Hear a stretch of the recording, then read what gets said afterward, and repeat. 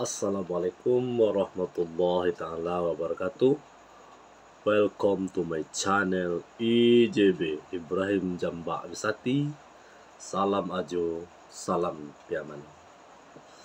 Oke, baiklah dun sanakku dimanapun berada.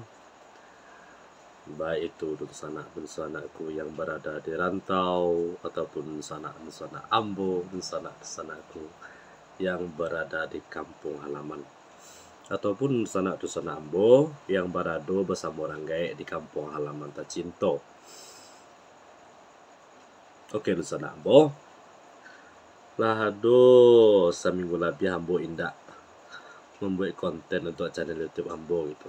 Itu dikarenakan ada sebab karena sababnya karena ambo agak banyak kerja seketek.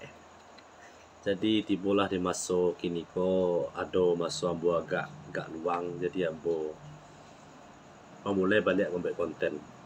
Jadi kini ko sebenarnya iko bermula dari setelah ambo sholat zuhur tadi, badan kan agak terlatih seketek. Jadi dusana, jadi sobek-sobek aja. Ketika ambo lah balik dari surau sembahyang berjemaah, ambo mengalai-ngalai di surau tu. Jadi ketika ambo sedang asik-asik mengalai, atau bahasa awak ko bahasa kitonyo mengalai-ngalai, terlelap sedikit ya. Lalu ayam antara lalu jago. Jadi nampak ada ambo dirarak surau tu sana tertulis bukunya Hidayah. Buku sedang viral lo, buku dulu kemana tahun berapa lupa ambo. Jadi tekan ada ambo buku Hidayah ambo dan di kedai. Timbullah sebuah ide. Biko malam membuat konten mencerita hikmah yang ada dalam Hidayah tu. Dia judul kepala gadangnya Hidayah. Mungkin lu sana zaman-zaman siswa kelahiran tahun 90-an tahu. Lu sana ambo yang kelahiran tahun 90-an ke bawah ataupun ke atas tahu di buku Hidayah. Jadi lu sana de pilih cerita. Nampak dan bawa sebuah kisah yang menarik itu.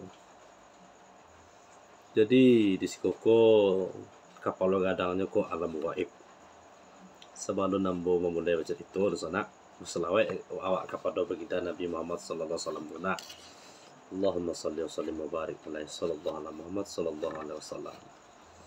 Jadi di sana ambo di siku ambo akan menterjemahkan bahasanya ke bahasa Minang.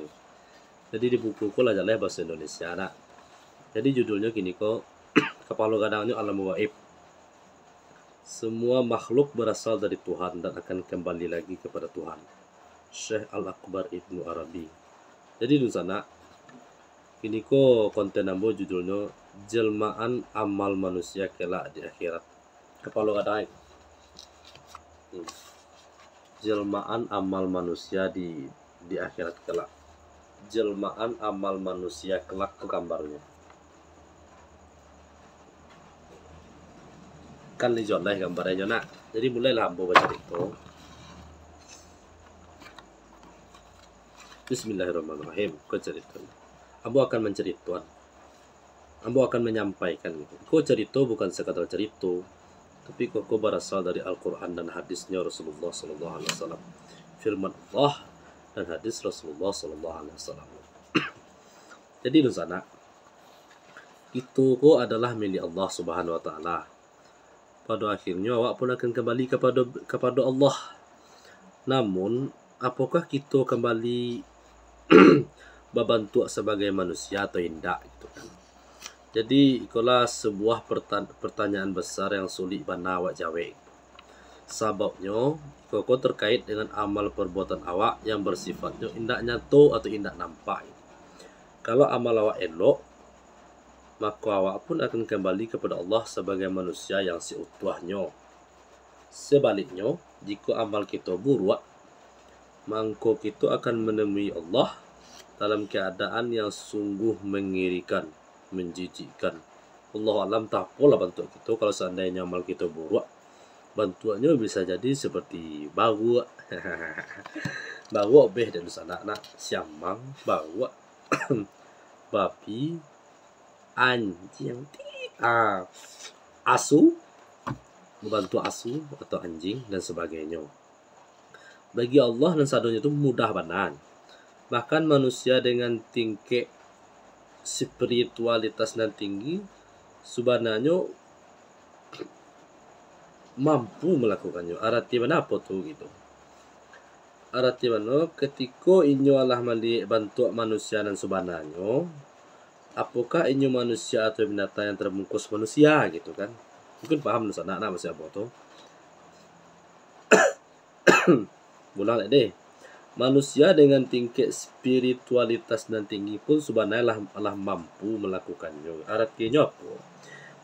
Manusia itu lah bisa melihat bantu manusia dan sebenarnya. Apakah ini itu manusia atau binatang yang berbungkus manusia? Nah, pahamlah nusa anak tentang itu. Mereka mau kasihnya mah. Manusia dalam artian manusia yang sebenarnya kan itu ada toto kromo, beradab hidupnya, berakhlak. Kadang bantuannya manusia, tapi hal akhlaknya macam anjing gitu kan. Kok gak kasar macam mesti supaya jalan gitu. Kadang bantuannya manusianya, tapi parangnya macam binatang atau binatang yang berbungkus manusia. Arti mana apa tuh? Parangnya itu cangkul binatang. Jadi di sana orang nan punya kedekatan dengan yang sangat kuat dengan Allah Subhanahu wa taala akan terbuka mata hatinya gitu. Pandangnya makin tajam untuk menceliak wujud asli manusia, wujud manusia itu sebenarnya gitu. Yaitu wujud jiwa manusia yang merupakan jelmaan amal baiknya sendiri gitu. Hanya saja sangat sengene manusia yang memiliki kemampuan itu. Ya sebagian manusia kudu sana khusus manusia yang dake Tuhan Allah nya diberi oleh Allah Subhanahu wa taala kemampuan untuk mencari manusia kok manusia seutuhnya kok. Tidak manusia perangai binatang. Jadi ada orang sebagian dagi oleh Allah kemampuan itu. Dicandiknya orang kok sekilih aku perangai sama janjang. Aku perangai sama juga babi. Sama jalan deh perangai. Itulah kira-kira. Kok maaf banamo mencambuk atau dorong-dorong sekete. Jadi di sana ada sebuah kisah, ada seorang sufi kok ahli tasawuf kok, orang yang daki di Tuhan Allah, orang yang selalu berzikir, yang tidak betul-betul. Selama 40 tahun tua, dia menyendiri di rumahnya saja gitu. Mengait, entah tahu bodoh. Selama itu dia tidak pernah melihat, mendengar atau melakukan hal-hal yang diharamkan oleh Allah. Yang dilakukan seorang sufi tadi itu hanyalah beribadah kepada Allah. Puasanya gitu, sembahyangnya mungkin, kok mengajinya mungkin kan Allahu alam. Dan ini pun sedikit berbicara yang jahit-jahit gitu. Jadi ini tidak akan bicara kecuali yang elok-elok. Hatinya disibukkan hanya dengan mengenang nama Allah. Artinya hatinya itu sibuk dengan mengingat Allah. Sehingga daya khayalnya dipusatkan ke alam malakut. Mungkin maksudnya ke alam malaikat, alam gaib. Jadi di sana suatu hari inyo keluar dari kesendiriannya, inyo pergi keluar rumah. Takajui-nyo gitu kan. Karena yang dilihatnya di luar rumah tuh binatang-binatangnya gitu.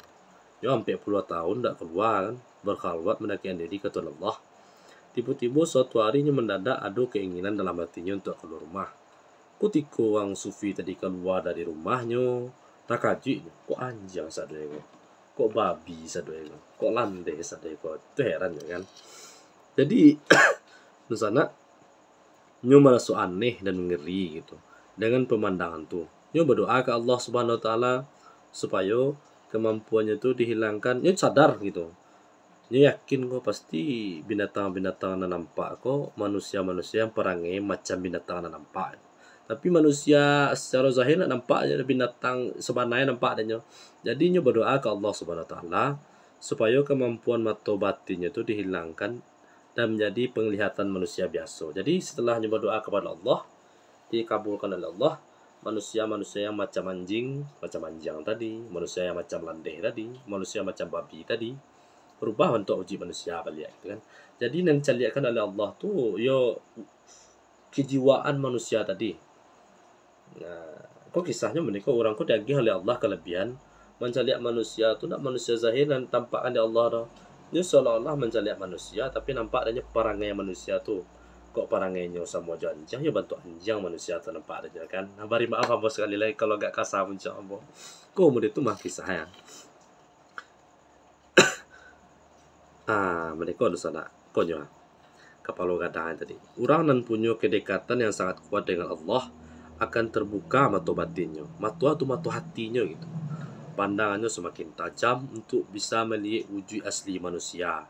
Kan paham sana anak masih ambo wujud asli manusia tadi, parangainya tadi gitu. Yaitu wujud jiwanya yang merupakan jelmaan amalnya sendiri. Hanya saja sangat seketik orang yang memiliki kemampuan itu. Di zaman kini kok dirahasiakan oleh Allah tuh. Nggak tahu gitu loh. Dan ini pun merahasiakan bahwasanya ini bisa menjadi manusia itu kejiwaan manusia gitu. Manusia itu gitu. Jadi di sana dari kisah nan ambo cerituan tadi nampak bahwasanya banyak di antara kita ko kalau dilihat dengan mata batin nan sangat kuat subananya adalah perangai-perangai buruk tadi itu adalah perwujudan dari perangai binatang gitu. Jadi itulah perwujudan dari perangai kita sebenarnya gitu. Kalau perangai kita sama anjing atau lande gitu. Jadi itulah kejiwaan, jiwa anjing atau jiwa lande gitu kan. Imam Ja'far pernah memperlihatkan kejadian itu kepada Abul Basir saat tawaf. Konon, ketika melakukan tawaf, mereka kau melihat banyak binatang sedang mengelilingi Ka'bah gitu. Padahal yang berputar-putar itu sebenarnya manusia. Tapi ini melihatnya seperti binatang. Lihat awak ke kisah tadi. Yang dilihat sang sufi tadi adalah perwujudan kondisi manusia yang banyak berbuat dosa, di mana dosanya tadi itu macam perangai binatang itu. Jadi nampak binatang tuh gitu. Seperti tadi, kalau nyoba perangai macam asu atau macam anjing kan, ya bantu anjing tuh nyoba. Bagi pandangan mata orang yang diagih oleh Allah kelebihan gitu kan. Kalau mata manusia biasa cangko awak, kan tidak bisa begitu. Kemudian ambo lah contoh dulu. Kalau ambo masih jauh dari sinan loh. Kalau hati masih jauh dari Tuhan Allah. Masih alun berasiah lah ya. Masih berusaha untuk berasiah hati gitu kan. Lanjut di sana. Di akhirat nanti kondisi yang seperti itu benar-benar akan terjadi. Kalau di dunia tadi kan itu tuh dikhususkan pencalian tadi kepada orang yang dikhususkan oleh Allah.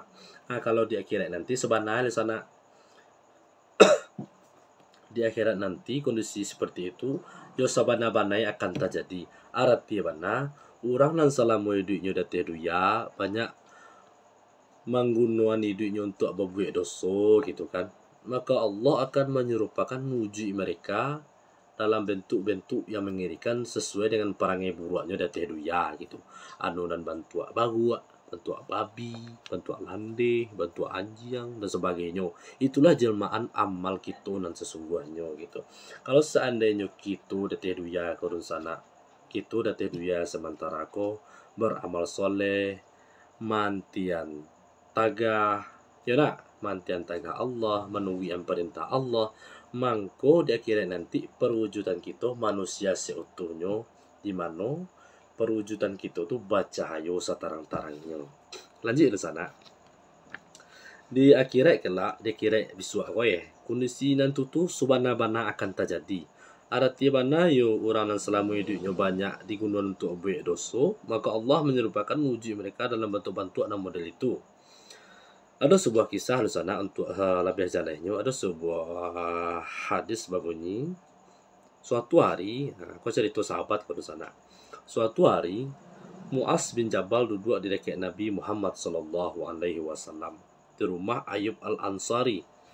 Mu'az bertanya, "Ya Rasulullah, apa yang dimaksud dengan ayat pada hari ditiupkan sangkakala, dan kalian datang dalam bergolongan-golongan. Beliau menjawab, wahai Muaz, kamu telah bertanya tentang sesuatu yang berat. Beliau memenang jauh seraya berkata, umatku akan dibangkitkan menjadi 10 golongan. Tuhan memilah mereka dari kaum muslimin dan mengubah bantuan mereka. Sebagian dari mereka tu ada bantuan baru. Sebagian dari mereka tu ada bantuan babi. Sebagian lain berjalan tabaliat dengan kaki di atas dan muka di bawah. Dan sebagian lain butuh merayap-rayap macam mula. Sebagian lain pakak indak berfikir atau pakak indak bautak gitu kan. Sebagian lain lidahnya tajulua mengeluarkan cairan atau lendir yang menjijikkan. Kas ada orang tu di sana itu tu. Jadi di sana sebagian-sebagiannya lain banyak nan di kepalanya tu disalean tonggak api. Sebagian lain mempunyai tubuh nan sangat busuk pohon bangkai, dan sebagian lain memakai jubah ketat. Jubah yang sangat sampik di mana jubah tu mengoyak-goyak tubuh mereka gitu. Adapun orang yang bantu bawa tadi di sana para penyebar fitnah. Kau berpajalah yang ada teduya kau ya.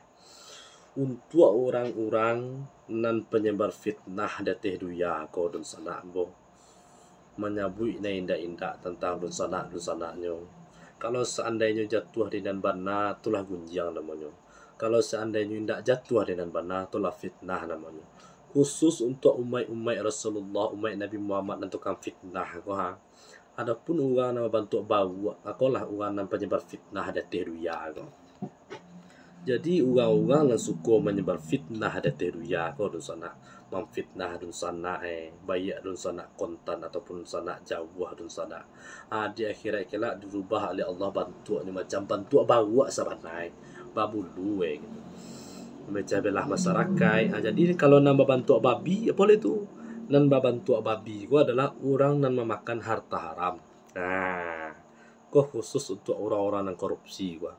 Untuk umat-umat zaman kini kau nak banyak korupsi. Ndak memandang tu doh. Gadang korupsi, ketek korupsi. Pokoknya korupsi. Kalau inyo nak bertobat capek, di akhirat nanti Allah serupakan bantuannya macam bantu babi atau landeh. Bahasa awalan deh kok. Mau ampiapan mau pajalah ni. Yang kapalo babi, yang kapalonya terbalik ke bawah di sana. Nyo berjalan kok, tapi kapalonya di bawah kaki kateh. Itu tu adalah orang yang memakan harta riba. Riba kau paham salah di sana tu. Ada penjelasannya nanti tu. Saya lihatlah di YouTube, tanya-tanya ke guru, ke buya-buya di surau deh. Kalau untuk orang yang butuh adalah penguasa yang zalim. Untuk pemimpin-pemimpin yang zalim suka menganiaya rakyatnya, nanti Allah butakan inyo di akhirat kelak. Dan cameh di sana. Apapun yang terjadi nan apa buat di teduya ko, apapun yang orang pa buat di teduya ko dibalih oleh Allah nanti di akhirat. Dan cameh di teduya sebantahnya. Taruh di sana. Yang terjulur lidahnya dengan lendir yang sangat menjijikkan adalah yang lidahnya tajulur panjang sampai ke tanah dan mengeluarkan cairan yang sangat menjijikkan adalah para ulama, orang ilmu atau hakim yang perbuatannya bertentangan dengan apa nanya sabuyan tu. Inyo menyabuyan A kacanya. Nanya lakukan B, istilahnya kok nyo menyerukan kebaikan tapi nyo melakukan keburukan. Di akhirat nanti Allah serupakan bantuannya lidahnya tajubur sampai ke tanah mengeluarkan cairan yang sangat menjijikkan. Tarik di sana. Yang disalibkan kepada tonggak api adalah para pembisik penguasa yang menjelekkan manusia lain. Aku orang pajilek ke di sana. Yang baunya sangat busuk dari bangkai. Dari hadis di atas itu di sana nampak bahwa kondisi awak di akhirat kelak tu sangat mengerikan kalau awak beramal buruk ada teduya ko. Maka di sana ambo, saudara-saudara ambo, sobek-sobek ambo dimanapun berada, perbanyaklah kita beribadah kepada Allah, beramal soleh kita ada teduya ko. Mudah-mudahan dengan amal soleh kita ada teduya ko di sana sobek-sobek kita menjelma menjadi manusia yang seutuhnya nanti di akhirat. Tidak seperti binatang-binatang yang tadi itu gitu. Mudah-mudahan insyaallah. Ada cerita lain sana. Saat memimpin jemaah umroh, Kang Jamal, ialah panggilan akrabnya Dr. Jalaluddin Rahmat itu kan, pernah mendengar salah seorang jemaahnya berdoa di depan Ka'bah. Ya Tuhan Allah, berbalikanlah ambo kepadamu sebagaimana dahulu engkau menurunkan aku ke dunia. Jika dulu ambo diturunkan sebagai manusia, kembalikan ambo sebagai manusia balik. Artinya apa? Jemaah itu menyadari bahwasanya di akhirat nanti kondisinya akan berbeda dengan kini. Bisa jadi saya ini kembali ke alam dan sebenarnya itu kondisinya akan berlain gitu. Tidak lain sebagai manusia sesungguhnya doh. Karena itu ia berdoa demikian khusyuknya kepada Allah. Astagfirullahaladzim. Allah. Menurut imam besar kita di sana, Imam Al-Ghazali, kita kok mempunyai dua macam mata. Mata nan lahir atau basar dan mata nan batin atau basyir. Dengan mata nan lahir kau awak bisa melihat bentuk zahir kita. Yang sebetulnya nan nampak aku hanyalah penampakan dari bentuk awak saja gitu. Itu bukan jati diri kita gitu. Itu hanyalah bayang dari diri kita. Dengan penglihatan mata batin, kita bisa melihat diri kita dan sebenarnya. Yang dilihat dengan mata batin itu adalah jelmaan amal kita di sana. Jelmaan amal kita. Dengan wujud itulah kita kembali kepada Allah. Arti mana apa tuh? Kalau kita berbuat jahat, ya model tadi itulah bantuan kita. Kalau orang penyebar fitnah tadi bentuk bawa kan. Kalau orang bantu landeh tadi orang pemakan harta haram atau korupsi gitu. Dan kalau seandainya kita beramal salih taat kepada Allah dan dunia, kita bantu manusia seutuhnya menghadap kepada Allah Subhanahu wa taala nanti di akhirat kelak. Jadi di sana menurut Kang Jalal atau Dr. Jalaluddin Rahmat, manusia itu mempunyai potensi atau kemampuan yang luar biasa untuk menjadi apa saja gitu. Sejak dari binatang yang paling rendah sampai ke mungkin derajat malaikat yang didekatkan kepada Allah Subhanahu wa taala. Nya menika madu sana. Kok kajinya kok antara akal dan nafsu tuh mah. Nya menika. Kalau kita sebagai manusia kok di sana. Kan dalam tubuh kok Allah ciptakan ada dua hal, akal dan nafsu gitu. Untuk kita dan manusia. Jikalau kita udah tiada ya kok babuwe sesuai dengan kehendak nafsu kita, makanya kita lebih rendah dari binatang serendah-rendah gitu. Ada binatang yang paling hinu lah, lebih hinu lah kita dari binatang tu lah. Tapi kalau kita sebagai manusia, makhluk Allah yang paling mulia kok mengedepankan akal, arti mana berpikir-pikir dulu sebelum melakukan sesuatu tu baik indah atau buruk gitu kan. Makanya kita kalau dengan sikap kita demikian, kita lebih mulia dari malaikat-malaikat yang sangat dekat dengan Allah. Kalau kita mempergunakan akal kita bisa lebih mulia dari malaikat Allah.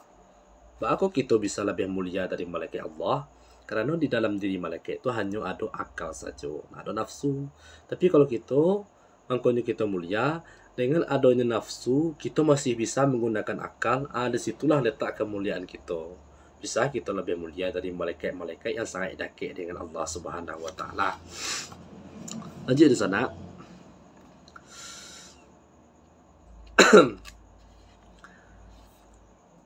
Jika kita selalu mengecoh atau menipu atau memperdayai orang gitu, wujud kita akan sama dengan bawa gitu kan. Jadi target awakku adalah kenikmatan lahiriah senye gitu. Yo makan, minum, berhubungan badan, yo macam bawa mana gitu. Maka wujud yang sebenarnya itu mudah itulah macam bawa tu kan. Kalau seandainya inyo suka menindas, alego inyo bakaraju sebagai pemimpin perusahaan, negara atau organisasi apa saja, inyo terbiasa merampas hak bawahannya, menindas hak bawahannya, dan memperkaya dirinya sendiri dengan darah dan keringat bawahannya, Mangko wujudnya tadi itu macam anjing atau binatang yang lainnya gitu. Mangko dari itu di sana orang yang memiliki wajah nan rancak, nan kami, nan manih, orang yang memiliki wajah nan ganteng, janganlah terlalu berbangga diri gitu kan. Bisa jadi wujud sebenarnya ya macam binatang, batu wajah ayo manih, wajah ayo ganteng, tapi parang ini aja jauh dari binatang. Jangan berbangga diri itu. Kadang orang kau bantu buru aslinya, tapi hatinya lebih mulia pada malaikat Allah lainnya. Jadi nanti dipandang oleh Allah kan sana hati gitu. Atau ketaatan kita kepada Allah Subhanahu wa taala gitu kan. Sebab itu tuh sana berbahagialah untuk orang-orang atau untuk awak-awakku yang memiliki wajah dan hati yang rupawan sekaligus. Tidak saja lama dipandang mata saat ada dia teduya, tapi juga akan lama pula dipandang mata saat berada di akhirat kelak. Subhanallah, walhamdulillah, wala ilaha illallah, wallahu akbar. Oke, sana. Bo kalau awal sana mereka bantu ya. Untuk orang-orang yang baru bertobat kok sangat rancak untuk membaca kok supaya imannya bertambah kuat gitu. Banyak intisari yang dapat kita ambil dalam siko itu. Banyak perjalanan hijrah seseorang, perjalanan taubat seseorang hamba Allah itu dari awalnya jahit berubah ke arah yang lebih baik. Ke bukunya, insya Allah dengan sering membaca buku kok tergugah aja tiap untuk segera beramal untuk ibadah, untuk kedekatan kita kepada Allah gitu, untuk bekal kita di akhirat kelak di sana. Oke, nusana ambo dimanapun berada ya. Kita indak disabui namo, gadang indak disabui karena selingkuh adek kesadunya. Bari maaf ambo. Baik itu secara sadar ambo atau secara indak sadar ambo mengucapkan kata-kata kasar, bari maaf ambo. Salah dan khilaf berasal dari ambo sendiri sebagai manusia yang lemah, manusia biasa gitu. Dan seandainya dosa nak bersuhu di mana, itulah asalnya dari Allah Subhanahu wa taala, Allah yang Maha benar. Jadi dosa nak ambo dimanapun berada, sobat-sobat ambo dimanapun berada, apa hikmah yang dapat kita ambil dari nan ambo sampaian tadi? Hikmahnya adalah bahwasanya jangan sampai kita terkecoh dengan wujud zahir kita kon. Karena di akhirat nanti wujud kita sebenarnya adalah amal-amal yang kita lakukan di atas dunia kok gitu. Jadi jangan berbangga diri dengan ampunan dosa ini, karena nan sabana-banai nanti di akhirat kelak. Oke, dosa nabo. Sekian yang dapat ambo sampaikan. Mudah-mudahan bermanfaat untuk sana. Baik itu urusan untuk sana ataupun untuk diri ambo sendiri gitu. Mudah-mudahan jadi pengajaran ke arah ke depannya gitu. Satu hal yang harus tekankan, harus camkan dalam diri awak. Hidup dari dunia ko sementara. Jadi fastabiqul khairat. Mudah-mudahan batuan ambo sampean. Batu berlomba-lombalah dalam kebaikan gitu. Iko secara zahirnya sana ambo makin nasihat. Tapi pada batinnya itu nasihat untuk diri ambo sendiri. Karena ambo masih banyak salah. Alhamdulillah. Karena ambo masih banyak khilaf, masih banyak berbuat dosa, masih banyak kelemahan-kelemahan lainnya gitu. Jadi sana intinya sama-sama berubahlah kita ke arah yang lebih baik. Oke, sana ambo. Sekian dari ambo, mudah-mudahan bermanfaat untuk kita sadonyo. Bosok balik kita di lain waktu di cerita-cerita yang lebih menarik dari yang kini kok ya. Bosok balik nanti di channel ambo, di konten ambo yang terbaru. Salam ajo, salam piamane di channel Ibrahim Jamba Bisati. Wabillahi taufik wal hidayah. Wassalamualaikum warahmatullahi ta'ala wabarakatuh. Allahumma salli ala Muhammad ya Rabbi salli alaihi wasallim. Allahumma salli ala Muhammad ya Rabbi salli alaihi wasallim. Rabbi fanfa'na bi barakatihim wa dinal husna bi hurmatihim. Rabbi fanfa'na bi barakatihim wahdinal husna bihurmatihim. Sallallahu ala Muhammad sallallahu alaihi wasallam.